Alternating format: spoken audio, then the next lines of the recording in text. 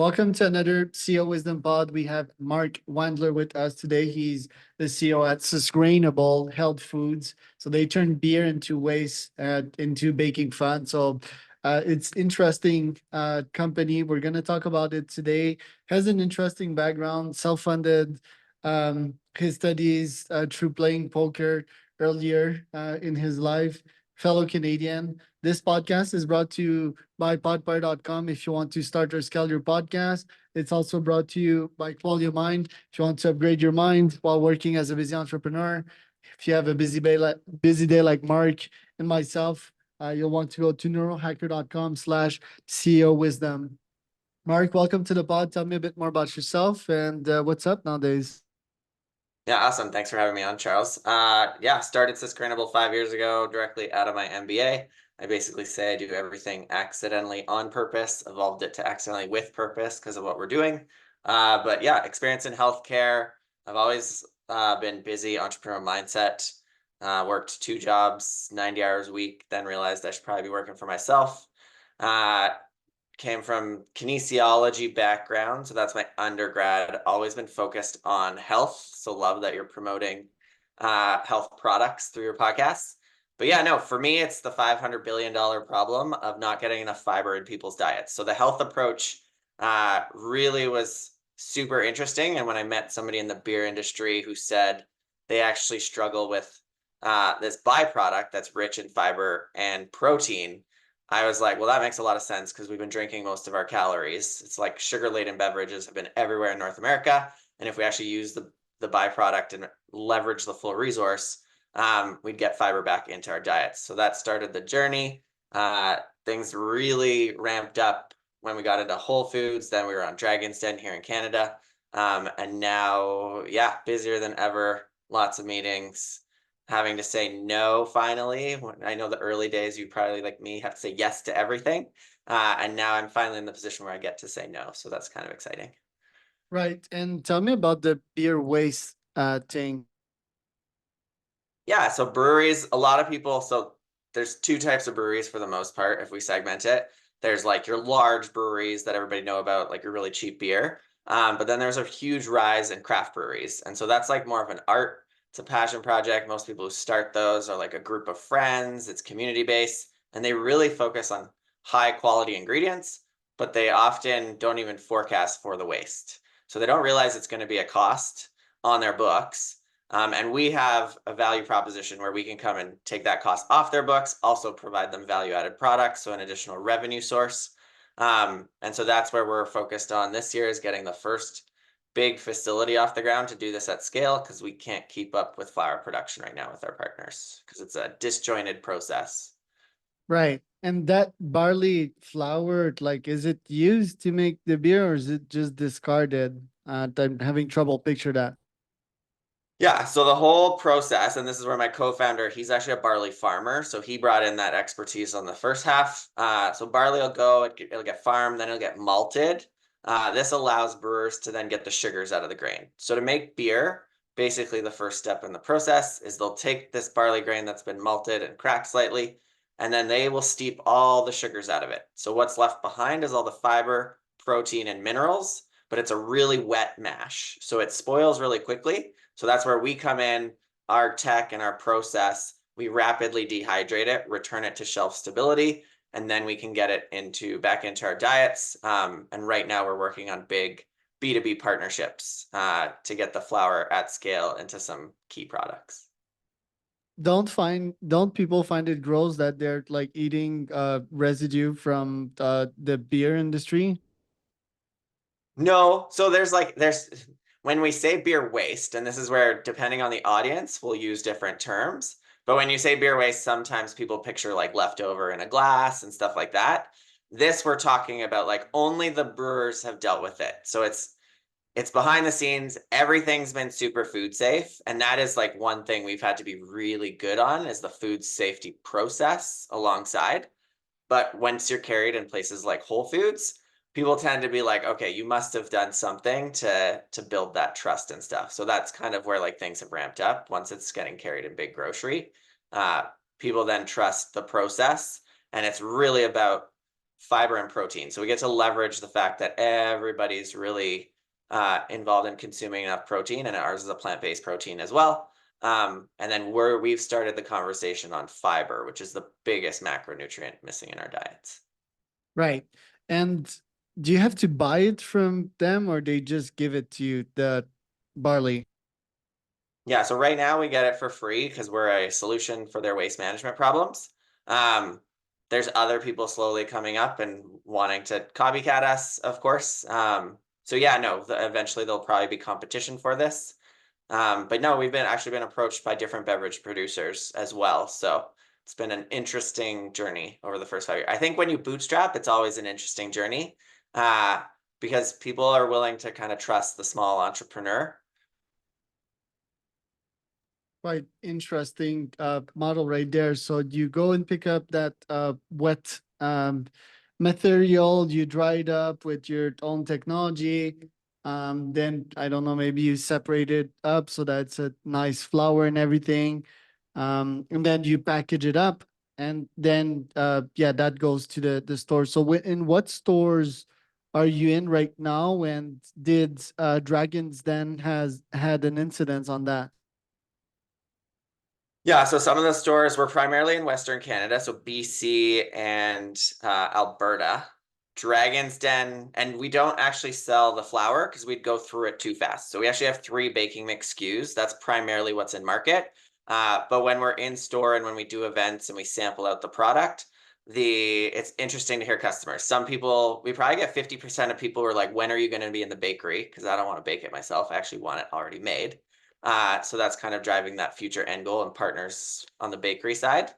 Then we have some people, it's primarily moms, kids trying to teach out baking. The kids get into the sustainability side. The moms get into the fiber and protein, like it's a healthier baked good. So they love, and the kids, it's easy enough for them to make it. So that's the main buyer for the mixes. And then we get a lot of requests for the flour because we usually have one little bag here that we have on there and they want it, and we're just like, we actually can't sell it. So it's creating like a bit of an exclusivity thing where the stores are asking from it. The Dragon's Den effect, basically our Safeway volume has been like one of the most interesting because we did a little bit of a Dragon's Den tour after based on a request from that group. And in was it 5 weeks, we did our entire 2023 sales. So yes, it had an impact. There's also some negative impact because the shipping has drastically gone up for our like B2C e-commerce side.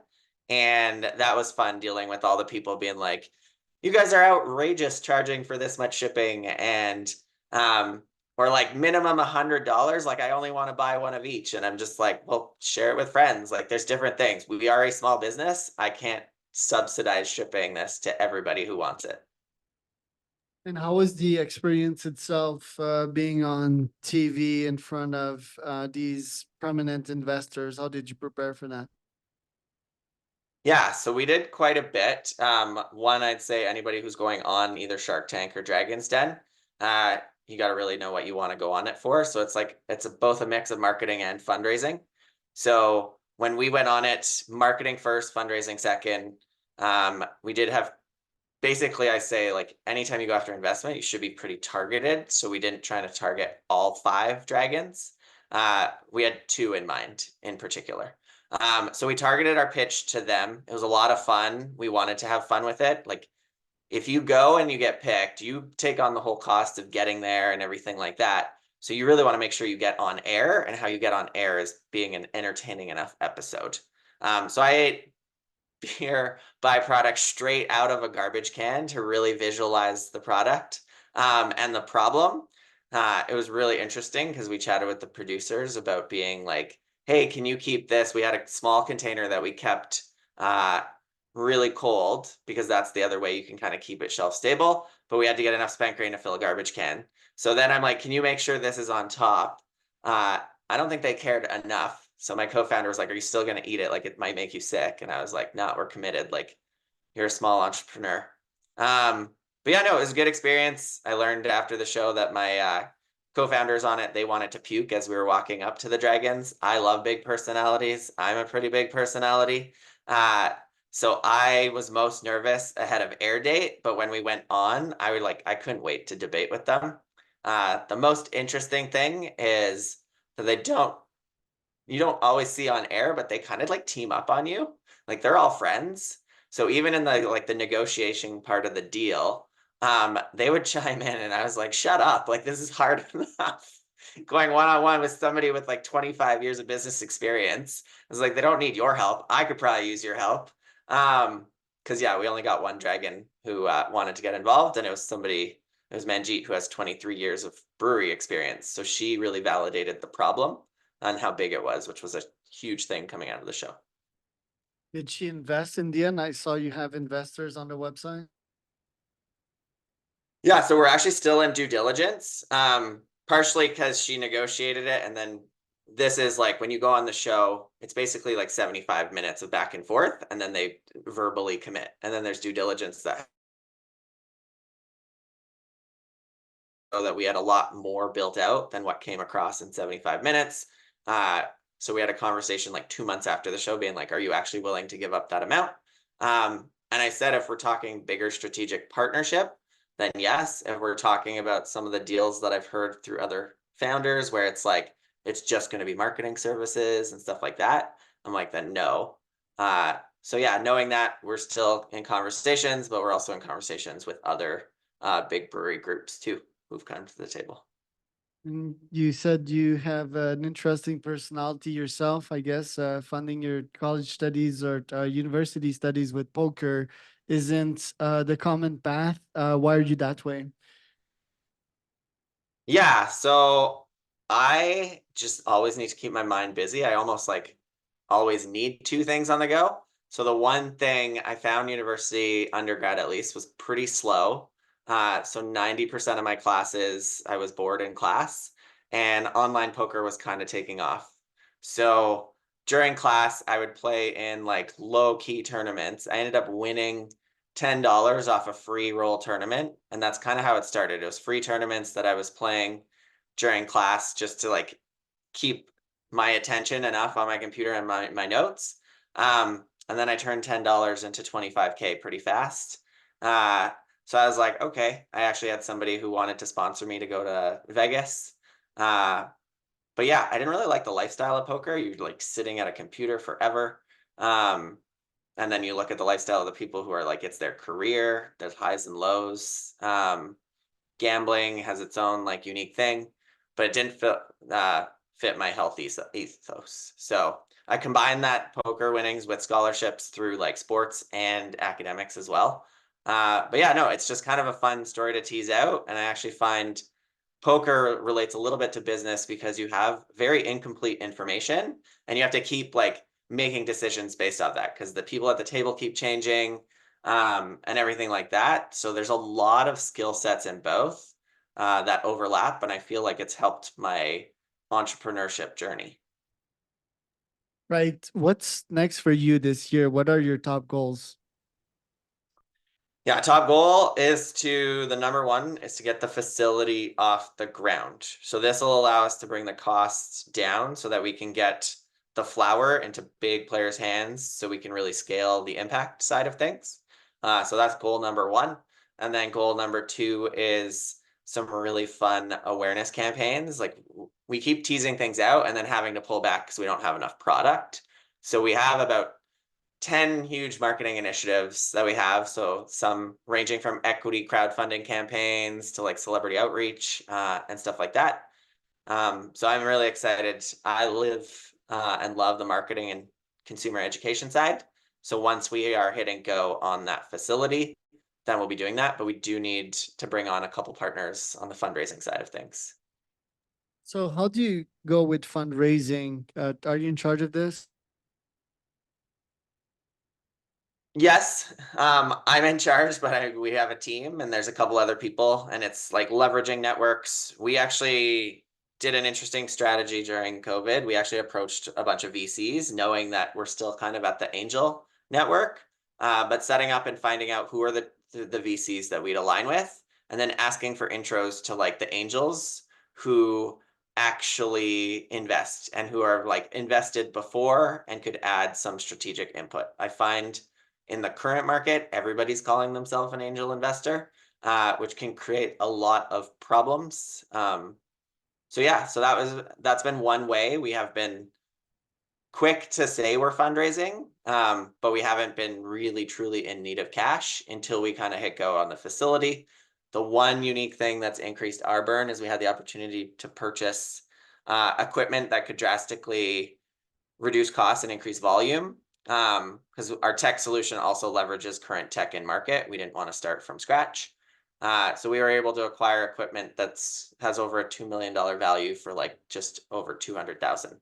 But that's definitely taken a hit on our cash flow because now it's sitting in a warehouse waiting to be put into production. But that's also brought a lot of interesting conversations to the table and strategics because they're like, holy shit, that's a huge savings on the CapEx. And yeah, so that's been one key piece along with the Whole Foods and Dragon's Den. It's definitely, that's what's keeping me busy in 10 hours of meetings today. Right. What's hard about your business? What challenges have you faced in the last couple of years? So the biggest thing is that consumer packaged goods is one of the most expensive avenues, but it's kind of the avenue you had to go through during COVID. So prior to COVID, we launched a year and a bit prior to COVID, and we gained massive traction and we're going pretty well in food service. However, when the pandemic hit, food service immediately completely closed down. A lot of our smaller partners were really struggling to get back up and running after.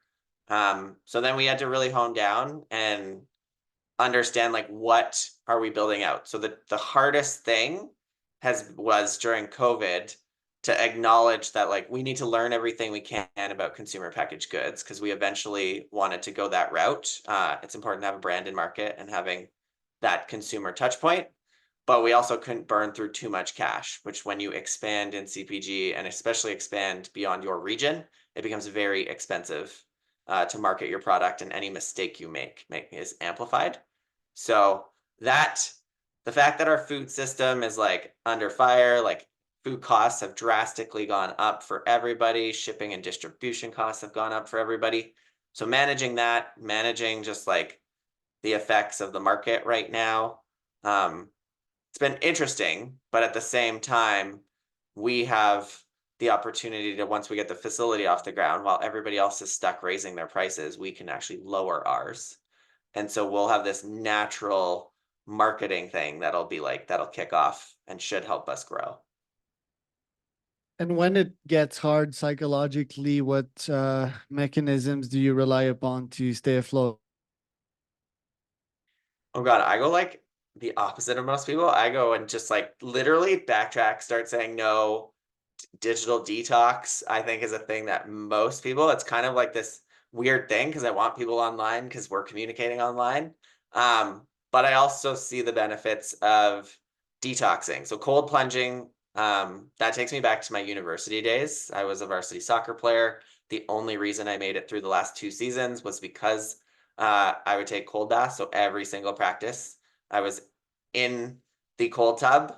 This is because way before cold plunging was even a thing. But yeah, no, I knew the benefits of it. And now that now it's like more of a stress side of things, but it really focuses in on the breathing. Yeah, meditation can be huge.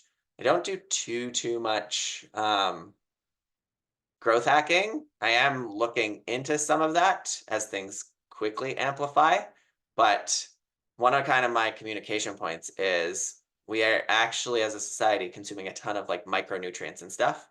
But if you're actually not consuming enough fiber, you actually might not even be absorbing all these micronutrients you're taking in. So that's kind of the adjunct. And so we're teasing out and we're starting to look at collabs of combining some of these micronutrients that are out there.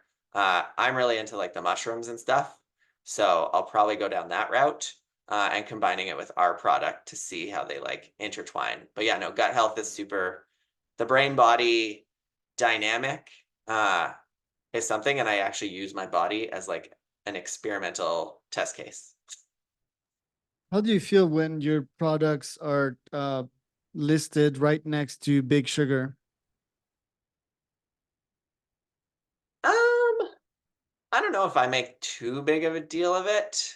Honestly, here's the thing about sugar is sugars now there's some swaps that are good and there's some swaps that are being put into market that are getting a lot of traction, but are like probably creating a bigger problem. So like sugar alcohols, for example, yeah, they don't do the same effect on your blood sugars, but the effect on your gut health is kind of been interesting to watch. Um, versus some more natural ones, monk fruit, for example, is having like a really interesting time. And so for me, it's like just watching what's happening in the sugar market. Uh, I don't completely avoid all sugar. I find it's more of like, don't bring the really bad things into the house, but when you're out and about, like indulge and stuff like that.